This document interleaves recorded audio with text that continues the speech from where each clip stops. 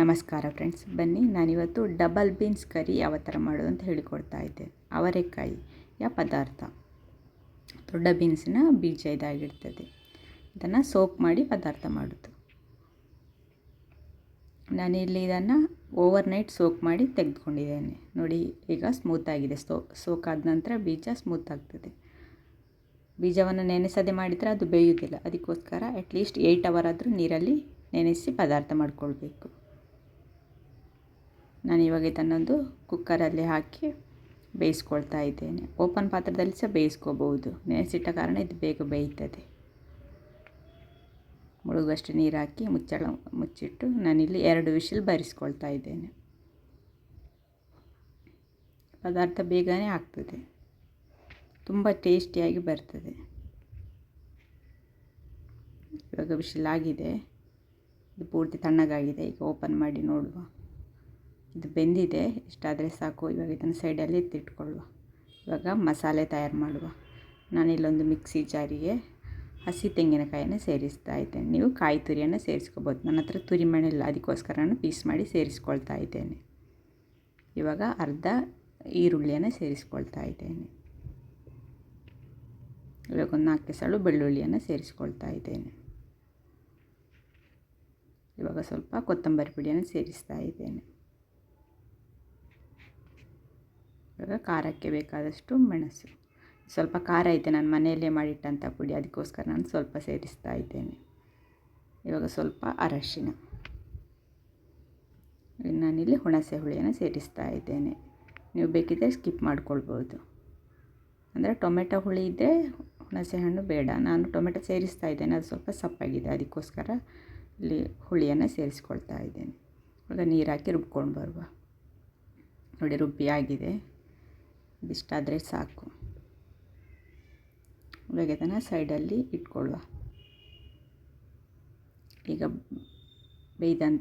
ಬೆಂದಂತಹ ಬೀನ್ಸಿಗೆ ನಾನು ಕಟ್ ಮಾಡಿಟ್ಟಂತಹ 2 ಟೊಮೆಟೊವನ್ನು ಸೇರಿಸ್ತಾ ಇದ್ದೇನೆ. ಈಗ ಸ್ವಲ್ಪ ಉಪ್ಪು ಸೇರಿಸಿ ಇದನ್ನು ಬೇಯಿಸ್ಕೊಳ್ಳುವ. ಉಪ್ಪು ಬೀಜಕ್ಕೆ ಚೆನ್ನಾಗಿ ಹೊಂದ್ಕೊಳ್ಬೇಕು, ಹಾಗೆ ಟೊಮೆಟೊ ಕೂಡ ಸಾಫ್ಟ್ ಆಗಬೇಕು. ಅಲ್ಲಿವರೆಗೆ ಬೇಯಿಸ್ಕೊಳ್ಳುವ. ಇದು ಬೇಗನೆ ಬೇಯ್ತದೆ. ನೋಡಿ, ಇದಕ್ಕೆ ಬೆಂದಿದೆ ಟೊಮೆಟೊ, ಇಷ್ಟಾದರೆ ಸಾಕು. ಇವಾಗ ರುಬ್ಬಿಟ್ಟಂಥ ಮಸಾಲೆಯನ್ನು ಸೇರಿಸ್ಕೊಳ್ಳುವ. ಹಾಗೆ ನಾನಿಲ್ಲಿ ಜಾರ್ ತೊಳೆದಂತಹ ನೀರನ್ನು ಸಹ ಸೇರಿಸ್ತಾ ಇದ್ದೇನೆ. ನೀವು ಕನ್ಸಿಸ್ಟೆನ್ಸಿ ನೋಡಿಕೊಂಡು ನೀರು ಸೇರಿಸ್ಕೊಂಡ್ರೆ ಆಯಿತು.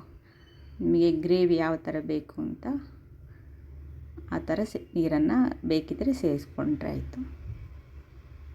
ಅಷ್ಟೇ. ಇದು ಒಂದು ಕುದಿ ಬಂದರೆ ಆಯಿತು, ನಮ್ಮ ಸಾಂಬಾರು ರೆಡಿ ಆಗ್ತದೆ. ನೋಡಿ, ಇವಾಗ ಚೆನ್ನಾಗಿ ಕುದೀತಿದೆ. ಕೊನೆಯಲ್ಲಿ ಬೇಕಿದ್ದರೆ ಉಪ್ಪು, ಖಾರದ ಪುಡಿ ಎಲ್ಲ ಸೇರಿಸ್ಕೋಬೋದು. ನಂದು ಇದು ಕರೆಕ್ಟಾಗಿದೆ, ಇಷ್ಟಾದರೆ ಸಾಕು. ಇವಾಗ ಸೈಡಲ್ಲಿ ಎತ್ತಿ ಇಡುವ. ಈಗ ನಾನಿಲ್ಲಿ ಒಗ್ಗರಣೆ ರೆಡಿ ಮಾಡಿಕೊಳ್ತಾ ಇದ್ದೇನೆ.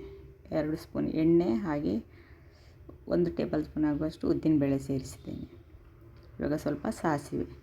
ಉದ್ದಿನಬೇಳೆ ಹಾಕೋದ್ರಿಂದ ತುಂಬ ಚೆನ್ನಾಗಾಗುತ್ತೆ. ಇವಾಗ ಒಂದು 3 ಎಸಳು ಬೆಳ್ಳುಳ್ಳಿಯನ್ನು ಜಜ್ಜಿ ಸೇರಿಸ್ತಾ ಇದ್ದೇನೆ. ಈಗ ಒಂದು ಒಣಮೆಣಸನ್ನು ಕಟ್ ಮಾಡಿ ಸೇರಿಸ್ತಾ ಇದ್ದೇನೆ.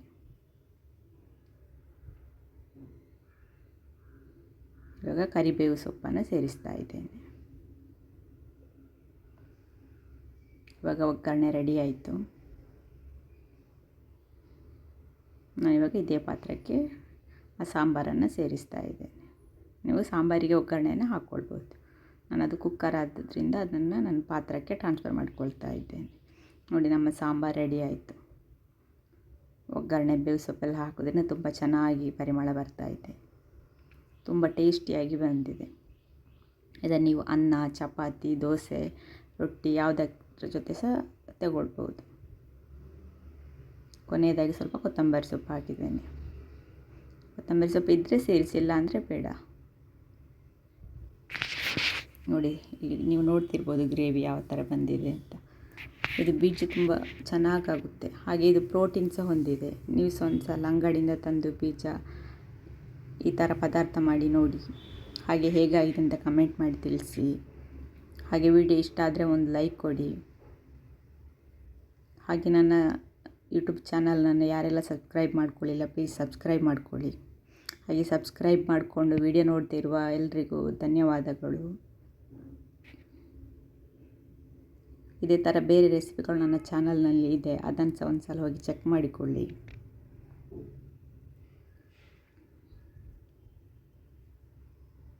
ಹಾಗೆ ಕೊನೆಯವರೆಗೆ ವಿಡಿಯೋ ನೋಡಿದ್ದಕ್ಕಾಗಿ ಎಲ್ರಿಗೂ ಧನ್ಯವಾದ. Thank you friends.